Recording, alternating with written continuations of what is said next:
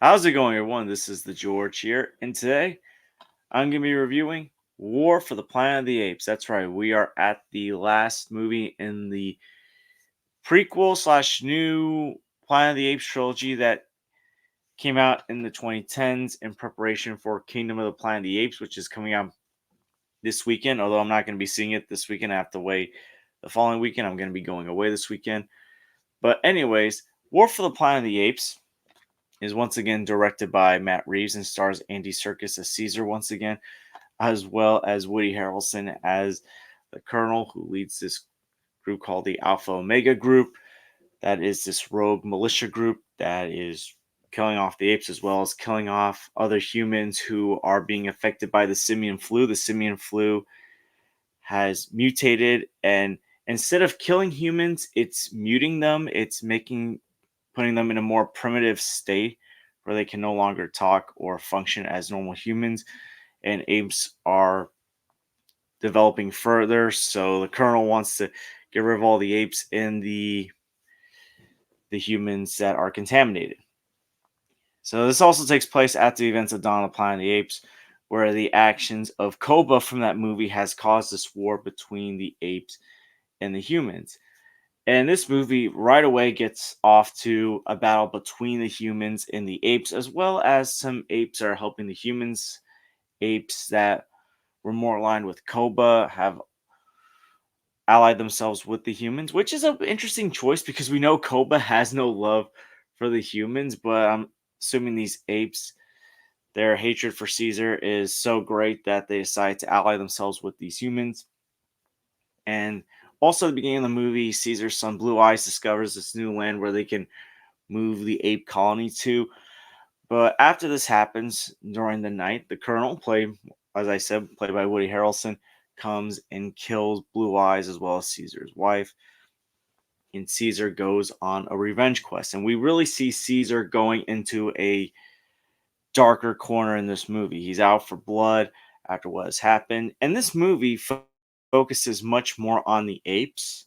In this movie, there's no human ally characters. There's no James Franco character or Jason Clark character to help Caesar. That is a reminder to Caesar that not all humans are bad.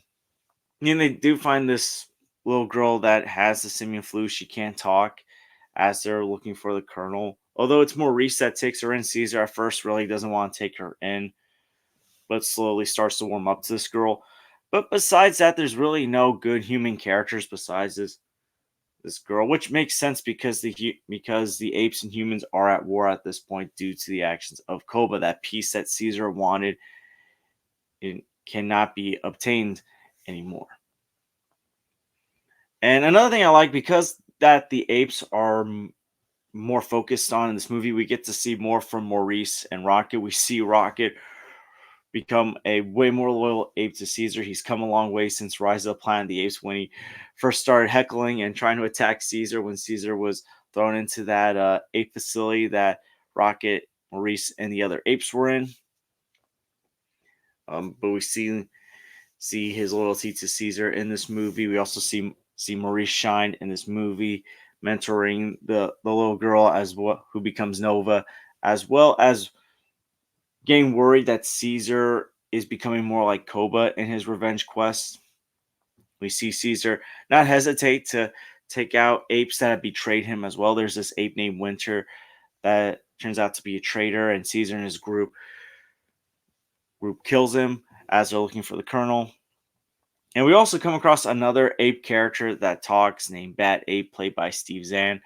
And I didn't even know Steve Zahn played this character until just recently. I know he played Greg Heffley's dad in Dire Wimpy Kid movies, but Steve Zahn does a really good job as Bad Ape in this movie. And it's also another way to expand the this new Planet of the Ape universe. We get to learn more about other apes, the cruelty that they suffer from other humans because humans were calling bad ape, and due to simian flu, these humans killed all the other apes. And we also see how other apes have progressed developmentally since the simian flu.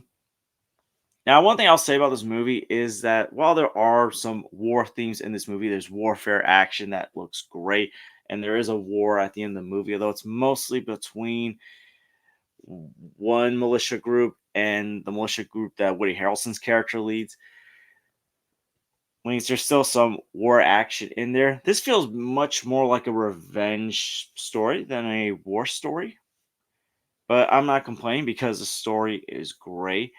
And we really see Caesar showing his age in this movie, how hardened he's become, and the brutality that he suffers. Because at a certain point in this movie, he comes to the base that the colonel's in and he discovers that the other apes are prisoners in this camp.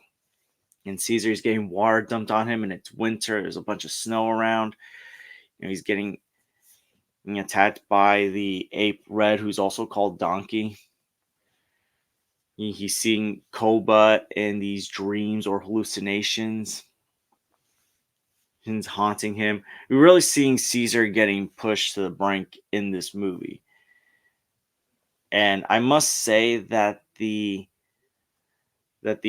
acting, the like how these apes look, it's just incredible. It's done so well. Visually, it looks so great. The action looks great. Michael Giacchino's score is a lot more emotional in this movie because this is a much more emotional movie. The apes are being enslaved by these humans to make this wall to prevent this other militia group from arriving. Woody Harrelson's character, the Colonel, talks about why he's doing this and the fact that even when his own son had gotten infected, he killed his own son because he's also killing other humans who are getting infected. And it's ironic because he becomes infected later on in the movie when he touches the little girl's doll when he discovers it, and he kills himself. So this is a much darker movie out of all the Planet of the Apes movies, a much more serious movie. I mean, the only humor that's in this movie is with the Bad Ape character, who could have easily been another Jar Jar Binks character, but between his tragic backstory and how the humor that he was given was handled, I think he was handled very well. As far as the other characters go, the human characters are just militiamen. There's this one character that Caesar spares at first, but then he later wounds Caesar, and that's the wound that finishes Caesar off, basically. I thought that was a really interesting choice because you would think, okay, if Caesar spares this human's gonna come out and save the apes, but no, instead he just kills Caesar. And it's just a reminder of the world that they are in now. It's survival of the fittest at this point. These men, they're basically serving to survive because humanity's basically going. You're either dead from the simian flu, you're either still alive but you're now mute from the simian flu, you were going into a primitive state due to the simian flu, or you're just one of the last humans that can still function properly.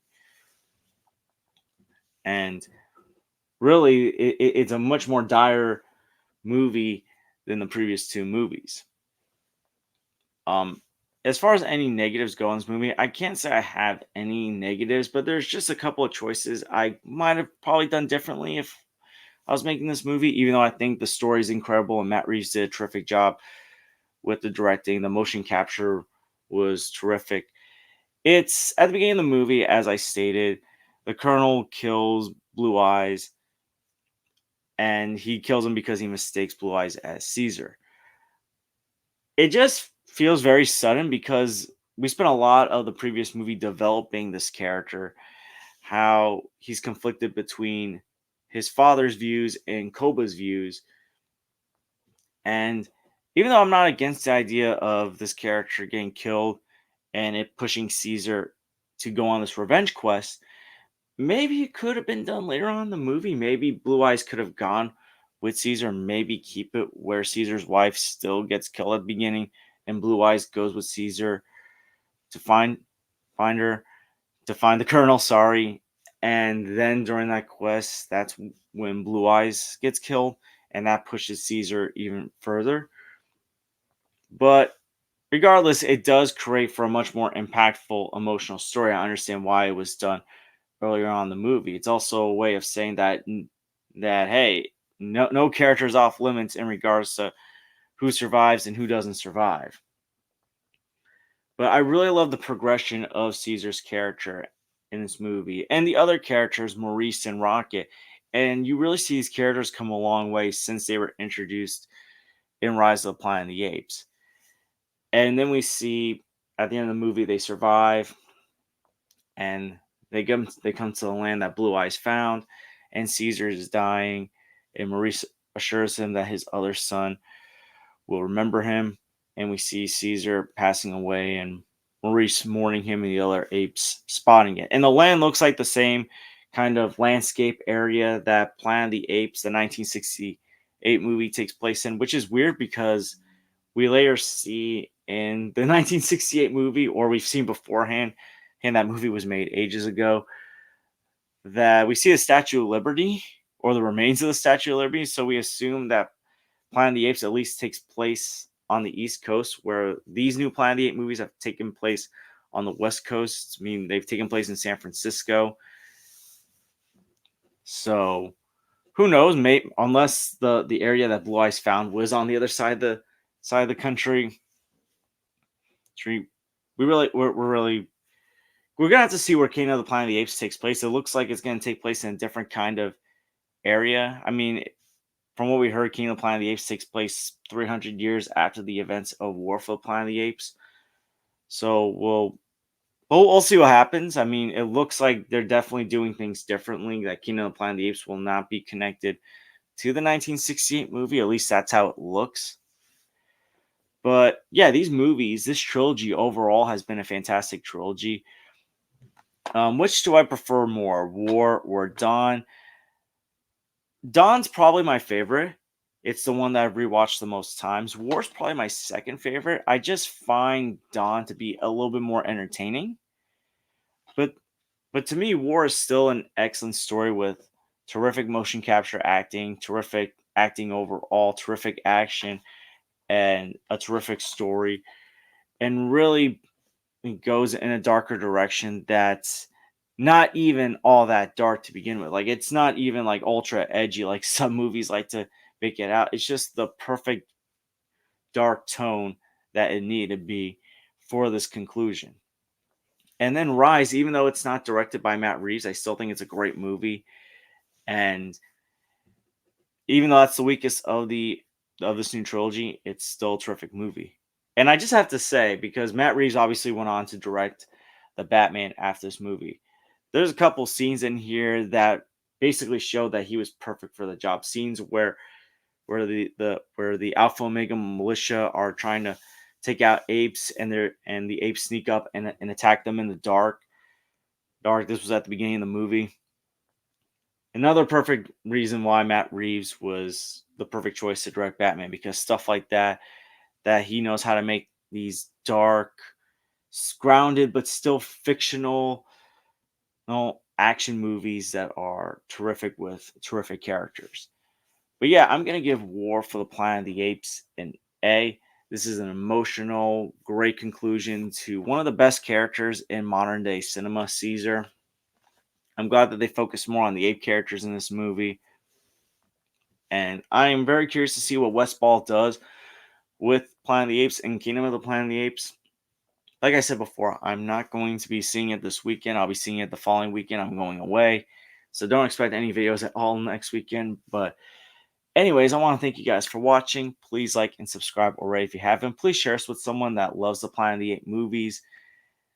And I hope to see you guys real soon. Take care, everyone.